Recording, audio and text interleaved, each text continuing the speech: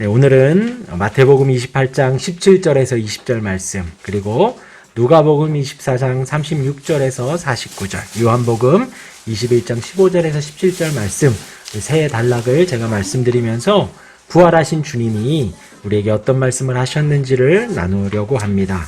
제목 함께 있으리라는 제목으로 말씀을 드리도록 하겠습니다. 작년 부활절에는 의미가 있었습니다. 개척을 11월에 하고 1월, 2월 가면서 코로나가 막 왕성해지면서 2월 중반부 이후부터는 여기서 현장 예배를 하지 못했었습니다. 그러다가 이제 코로나가 확산세가 조금 잡히는 듯하며 분위기가 조금 호전이 돼서 작년 부활절 예배부터 현장 예배를 했던 것으로 제가 기억을 합니다. 그 전에 이제 한 2월부터 4월까지는 이제 각 가정에서 이제 TV나 다른 교회 예배를, 온라인 예배를 하도록 했었었지요. 그렇게 이제 4월까지 있다가 부활절 예배를 시작으로 이 자리에서 부활 예배를, 감사 예배를 드렸던 것 같습니다. 그래서 지난 금요일 날 우리가 금요일 특별 금요 기도회를 했는데 그 시간이 처음이더라고요. 작년에는 그렇게 하지 못했었던 거예요. 2월부터 4월까지 모임을 아예 못해가지고.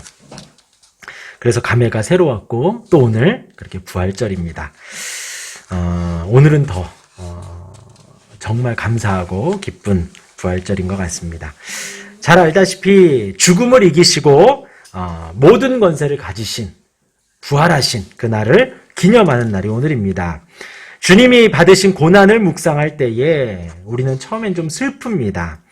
예수님이 우리가 아는 사람이 다쳐도 같이 애통하고 슬퍼하는데, 우리를 사랑하신 그분이 고난 받으시고 채찍 맞으시고 침뱉음 당하시고 벌거벗겨져서 사람들 다 보는 데서 손과 발에 못을 박아 십자가에 죽으셨으니, 사실 그 고난과 십자가를 생각하면 처음엔 좀 슬픕니다. 그런데 그 십자가를 왜 지시느냐, 그 의미를 생각을 하면 나같이 보잘것없는 사람 때문에 내가 죽어야 하는데, 그 십자가에 내가 있어야 하는데 우리 주님이 그 자리에 있게 되니 우리가 그 은혜를 생각하면 감사함이, 또한 눈물이 나고 또 죄송함도 밀려옵니다. 그리고 그 지나면 찬양과 더불어서 힘을 얻습니다. 그래서 내 인생에 고난이 찾아올 때에, 힘든 일이 생길 때, 어려운 일 혹은 내가 감당할 수 없는 버거운 상황 속에 있을 때에 우리가 나를 위해서 당하신 주님의 고난, 십자가를 생각을 하면 힘이 나고 그 고난을 견뎌낼 수가 있습니다.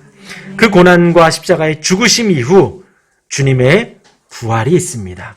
부활은 그 어둡고 죽음을 이기신 환하고 소망이 넘치는 사건입니다. 우리 주님 죽었다가 다시 살아나셨기 때문입니다. 우리 또한 죽음을 두려워하지 않고 살아갈 수가 있습니다. 그래서 어떤 상황 속에서도 담대히 대처할 수 있는 것은, 어떠한 상황 속에서도 두려움 없이 살아갈 수 있는 것은, 혹 우리가 살다가 죽더라도 부활한다는 소망이 있기 때문이지요. 다시 사신 예수님이 계시기 때문에 우리가 죽더라도 다시 살 수가 있습니다. 이런 신앙을 기념하는 날이 오늘 부활절입니다. 매우 중요한 날입니다. 그리고 우리가 지난 금요일 날 설명드렸듯이 매일매일이 고난주가 아니고 매일매일이 부활절로 지켜져야겠습니다. 그래서 오늘은 예수님 부활하셔서 제자들에게 이르신 말씀들을 나누면서 마태복음, 누가복음, 요한복음의 말씀을 읽으면서 은혜를 좀 나누려고 합니다. 먼저 오늘 말씀, 마태복음 28장 17절의 말씀 우리 같이 한번 읽어보겠습니다. 시작. 예수를 배웠고 경배하나 아직도 의심하는 사람들이 있더라. 네, 제가 목사로 있으면서 또 사역을 하면서 저는 의심이 너무나도 많이 들어요. 예수님이 계신지도 모르겠어요 라는 말을 많이 들었습니다. 그런데 걱정 안 하셔도 됩니다. 사실 의심이 되고 예수님이 살아계신가 라는 생각 우리들도 다 한 번씩 하게 되죠. 뭐 목사인 저도 그렇고 장로가 되고 권사가 된다 한들 그 확신이 365일 매일 있을 수는 없으니까요. 확신이 들었다가도 뭐 의심이 나기도 하고 뭐 그런 게 우리 인생인데, 중요한 것은 지금 방금 읽은 17절 말씀이 예수를 배웠고 경배하나, 지금 부활하신 그 주님을, 다시 살아계신 그 주님 앞에서 경배하고 있는데도 그 중에도 의심하는 사람이 있다는 거예요. 그 중에도. 그리고 이 의심하는 사람들 있기 때문에 제가 아까 말씀드린 대로 우리가 인생을 살면서 그럴 수도 있다라는 것을 말씀을 드립니다. 이어서 18절 말씀 읽겠습니다. 시작. 예수께서 나와 말씀하여 이르시되 하늘과 땅의 모든 권세를 내게 주셨으니 하였습니다. 예수님이 그들에게 말씀하십니다. 하늘과 땅의 모든 권세, 이것은 하늘과 땅만 띄어서 권세를 가지셨다라는 것이 아니라 온 세상을 다스리시는 권세를 예수님이 가지셨다라는 거죠. 그전에는 하나님께만 있었는데 이제 죽음을 정복하고 다시 살아나신 그 주님 앞에, 예수님 앞에 모든 권세를 하나님이 주셨다라는 것입니다. 절대적인 권세를 말합니다. 절대적인 권세. 우리나라 대통령은 우리나라에서만 대통령이시죠. 다른 나라에 가면 그렇지 않지만 우리 지금 주님, 부활하신 주님은 모든 세상에 절대적인 권세를 가지고 계시다라는 것입니다. 이어서 19절 읽겠습니다. 그러므로 너희는 가서 모든 민족을 제자로 삼아 아버지와 아들과 성령의 이름으로 세례를 베풀고. 예. 이제 너희는 가라는 거예요. 그러기 때문에 너희는 가라. 가서 끊임없이 가라는 겁니다. 이게 현재형이에요. 끊임없이 가서 모든 민족을 제자로 삼아 아버지와 아들과 성령의 이름으로, 삼위 하나님, 그 하나님의 이름으로 세례를 베풀라는 것이지요. 제자를 삼고 세례를 베풀라는 것입니다. 삼위 하나님의 이름으로 선교에 적극적으로, 능동적으로, 지속적으로 참여하라는 거예요. 되게 거창해 보이지만 주님의 이름을 늘 전하라는 것입니다. 그리고 이어서 20절 말씀 읽겠습니다. 시작. 내가 너희에게 분부한 모든 것을 가르쳐 지키게 하라. 볼지어다 내가 세상 끝날까지. 아멘. 이 말씀이 주님의 명령입니다. 사도들에게 하시는 것이 아니라 지금 여기 부활하신 주님 앞에 모인 그 사람들에게 하고 있습니다. 그리고 지금 우리에게도 동일하게 하고 계시는 것입니다.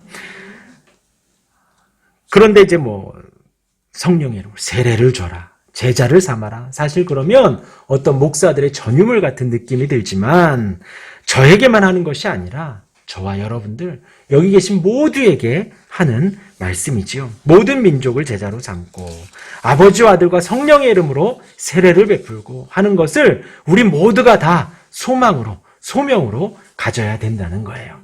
우리 교회의 의무라고도 할 수가 있습니다. 교회가 해야 할 사역입니다. 세례를 베풀고 가르치고 가르쳐 지키게 하는 것까지 우리 모두의 사역이고 여러분들의 사역인 것입니다. 그래서 이 시간 같이 결심했으면 좋겠습니다. 우리의 인생의 목표를 어디에 둘까? 우리가 살아가는데 어떤 목표를 좀 두어야 할까 했을 때 하나님이 나에게 주신 신앙이 있지요. 여러분들에게, 우리에게 주신 신앙이 있습니다. 믿음이 있습니다. 내가 갖고 있는 그 신앙을 나도 누군가에게 가르쳐야겠다. 그것을 꼭 목표로 삼으시길 바랍니다. 아마 각자가 상황이 다르실 거예요. 믿음도 다르고 신앙도 다르고 할 것입니다. 하지만 그 대상이 누가 됐든지 간에 가족이 대상이 되기도 하고요. 직장의 동료들이 되기도 하고 친구가 되기도 할 것입니다. 제 친구가, 믿음의 친구가 은행에 들어갔습니다. 은행에 들어갔는데 거기에서도 신우회 활동을 하더라고요.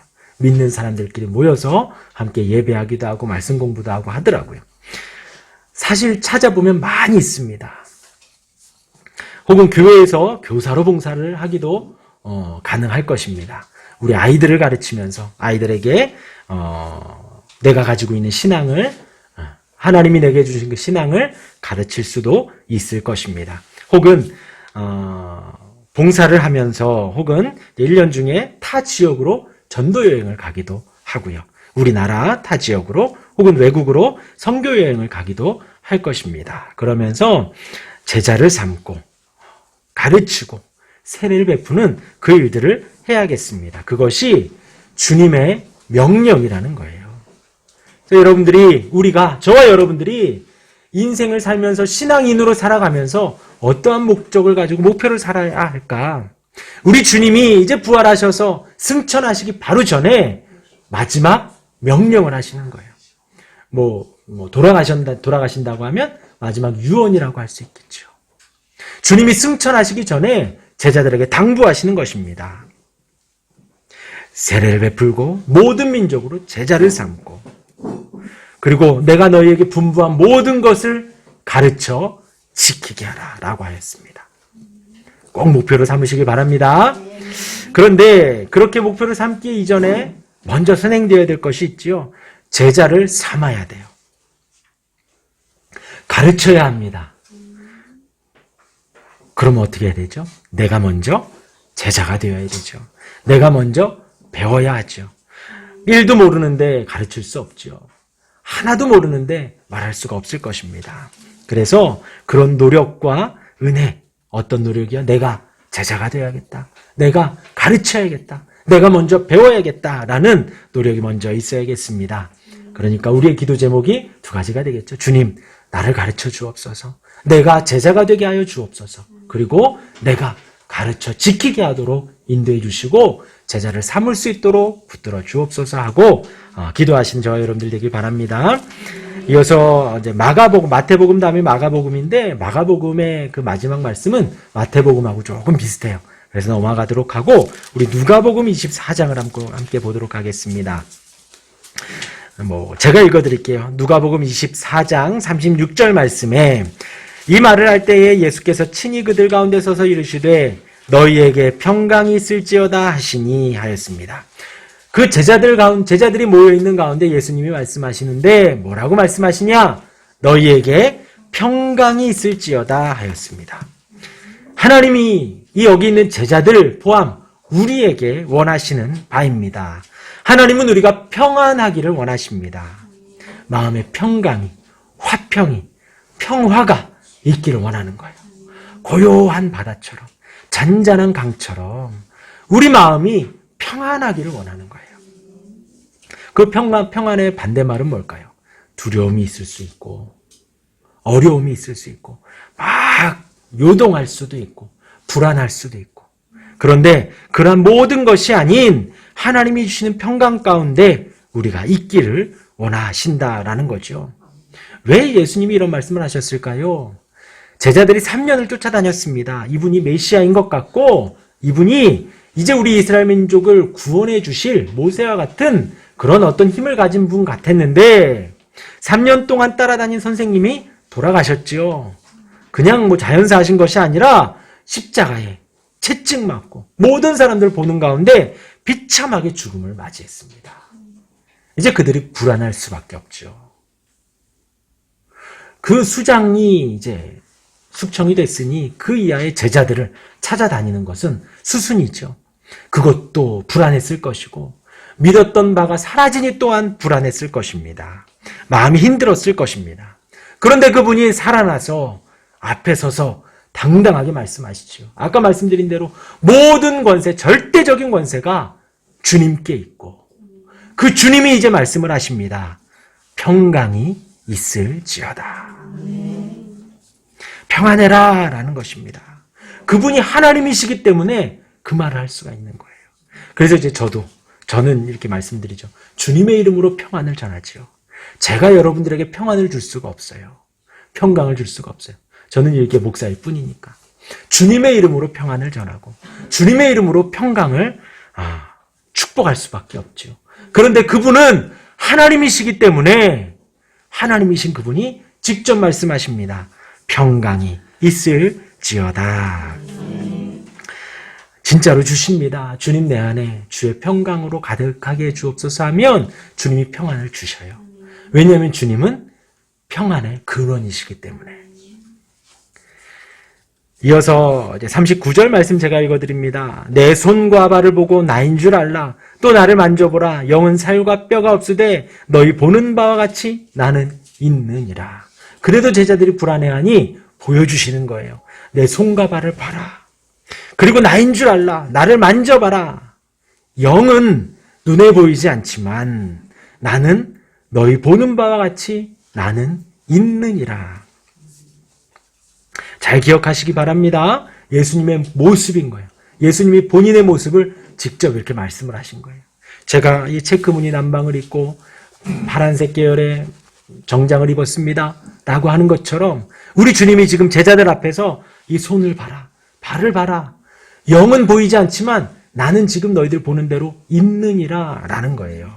잘 기억하시길 바랍니다. 왜냐하면 우리 주님 다시 오실 때의 모습이거든요. 그런데 우리 주님 다시 오실 때의 모습이 이러한데 지금 우리나라에 자기가 재림주라고 하는 사람들 이렇지 않죠. 머리가 희끗희끗하고요. 노인네들이고요. 그렇습니다. 손발에 못자국이 없습니다. 허리에 창자국이 없습니다.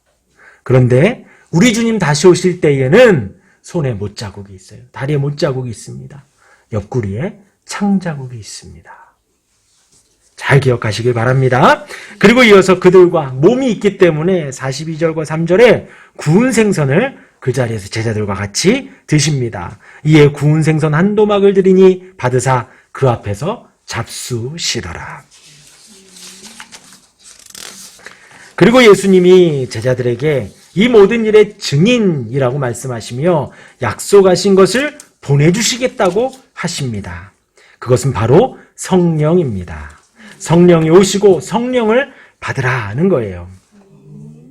48절 9절에 너희는 이 모든 일의 증인이라 볼지어다 내가 내 아버지께서 약속하신 것을 너희에게 보내리니 너희는 위로부터 능력을 입혀질 때까지 이 성에 머물라.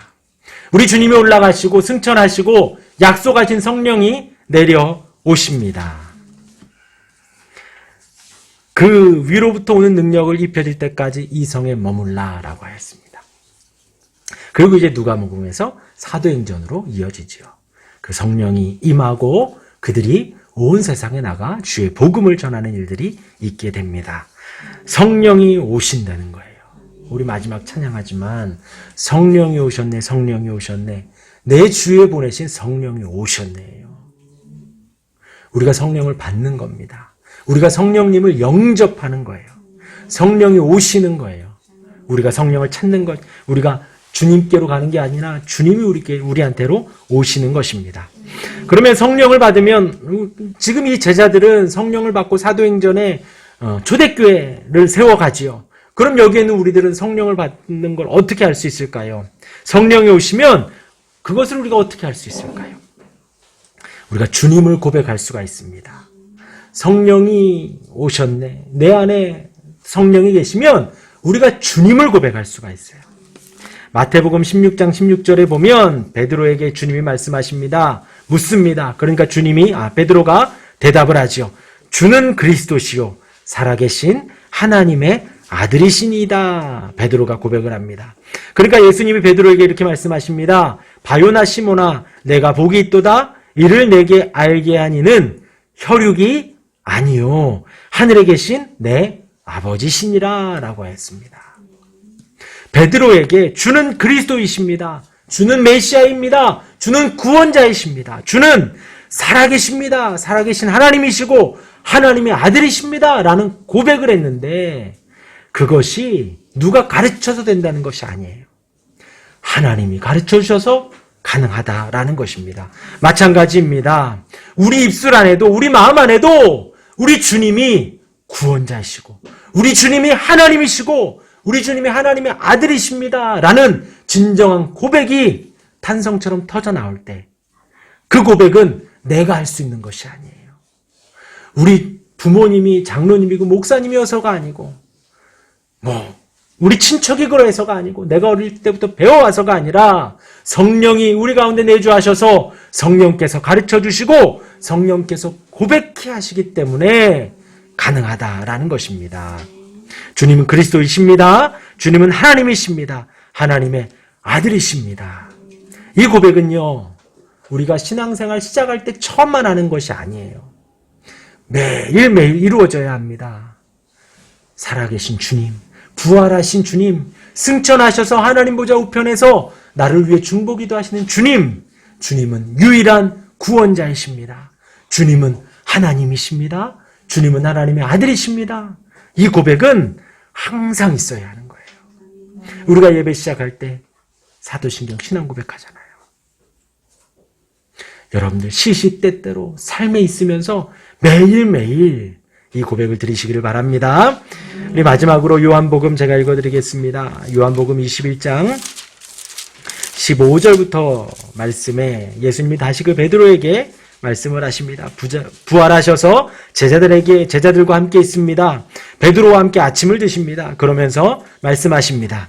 요한의 아들 시몬아, 내가 이 사람들보다 나를 더 사랑하느냐. 베드로는 주님 그러하나이다. 내가 주님을 사랑하는 줄 주님께서 아시나이다. 요한의 아들 시몬아, 내가 나를 사랑하느냐. 마지막으로 요한의 아들 시몬아, 내가 나를 사랑하느냐. 주님 모든 것을 아시오매 내가 주님을 사랑하는 줄 주님께서 아시나이다 합니다. 예수님께서 베드로에게 내가 나를 사랑하느냐라고 물으셨어요. 부활하셔서요. 어떤 사건이 있었는지 우리는 잘 압니다. 베드로는 예수님이 잡히시자마자 도망갔습니다. 그리고 3번을 부인했습니다. 그것도 여종 앞에서, 보잘것없는 여종 앞에서 3번을 부인합니다. 나는 모른다고, 나는 제자가 아니라고 도망치며 부인합니다. 그리고 닭이 3번 울고 그 앞에서 울게 되는 베드로의 모습이 있지요. 그리고 베드로는 다시 고기를 잡으러 갑니다. 그 가운데 나타난 예수님께서 베드로에게 이 질문을 하시는 거예요. 다른 건 안 물으십니다. 나를 사랑하느냐? 나를 사랑하고 있느냐는 질문이죠. 이 질문에 대해서 우리가 잘 알고 있지만 필레오, 아가페 이렇게 알고 있습니다. 그런데 가장 근본적인 것은 이 질문을 누가 하느냐예요. 누가? 왜 하느냐죠. 왜? 지금 베드로에 너 나 3번 나 부인했어. 내가 말한 대로 그대로 됐지. 추궁하려고 지금 이 질문을 하시는 걸까요? 추궁하고 정죄하고 막 혼내려고 이 질문을 하시는 걸까요? 연인이 사랑할 때, 연인이 서로 연애할 때 너나 사랑하니? 너나 사랑하기나 하냐? 이거 말고 나 진심으로 사랑해? 라는 말을 언제 할 수 있을까요? 왜 할 수 있을까? 중요한 것은 관심 없는 사람에게는 그런 질문 안 해요. 나 사랑하니? 안 사랑하는 사람한테는 이 말 자체를 안 합니다. 사랑하는 사람에게 사랑을 확인하고 확인받고 싶으니까 그 얘기를 하는 거예요. 나도 너 사랑하는데 너 나 사랑하니? 라는 말의 함축이죠. 근데 그 말은 못하고 나 사랑해? 라고 말을 하는 거잖아요. 우리 주님이 지금 3번 부인하고 그것을 깨달은 베드로 앞에 한 가지 묻는 거예요. 너 이 사람들보다 나를 더 사랑하니? 주님의 마음 안에 베드로를 너무나도 사랑하시는 것입니다. 베드로가 3번 부인할 것도 아시고 시리에 빠져서 물고기 잡으러 온 것도 알고 계시는 거예요. 그리고 이제 주님은 베드로가 다시 사도로 굳게 서서 복음을 전하고 사람들 앞에서 설교하는 모습도 알고 계시지요. 그런데 너무나도 사랑하는 베드로가 지금 시리에 빠져 있으니 사랑을 전하고 사랑을 확인하고 싶은 겁니다. 베드로도 가감없이 말하잖아요. 주님 그러하나이다. 내가 주님을 사랑하는 줄 주님 아시지요. 그것은 단지 실수였던 것 주님 아시지요. 내 마음 주님 사랑하는 거 변함없는 거 주님 아시지요. 지금 사랑하는 주님과 사랑하는 베드로가 그 사랑을 서로 확인하며 사랑을 나누고 있는 것입니다. 그 주님이, 살아계신 주님이 여러분들에게도 동일하게, 우리에게도 동일하게 물으십니다. 사랑하는 누구야? 네가 이 사람들보다 나를 더 사랑하느냐? 우리가 한 주간 동안 돌아보며 회개 기도를 하지만 한 주를 돌아보면 우리의 모습 하나님의 사람 아닐 때가 너무나도 많지요. 하나님을 생각하지 않을 때도 너무나도 많고, 오늘 부활절로 우리가 주님께 드리지만 일주일 내내 생각 안 하고 있다가 오늘 나와 예배하는 모습 또한 우리에게도 있을 것입니다. 그런 부족한 우리의 모습 주님이 부르셔서 물으십니다. 누구야? 내가 이 사람들보다 나를 더 사랑하느냐? 그럼 똑같이 우리도 고백하길 바랍니다. 나도 주님 사랑합니다. 내가 사랑하는 줄 주님이 아십니다. 대답할 수 있는 저와 여러분들 되길 바랍니다. 우리 주님 부활하셨습니다. 예수님 죽음 후 3일 만에 다시 살아나셔서 제자들에게 나타나시고 오늘 말씀하셨습니다.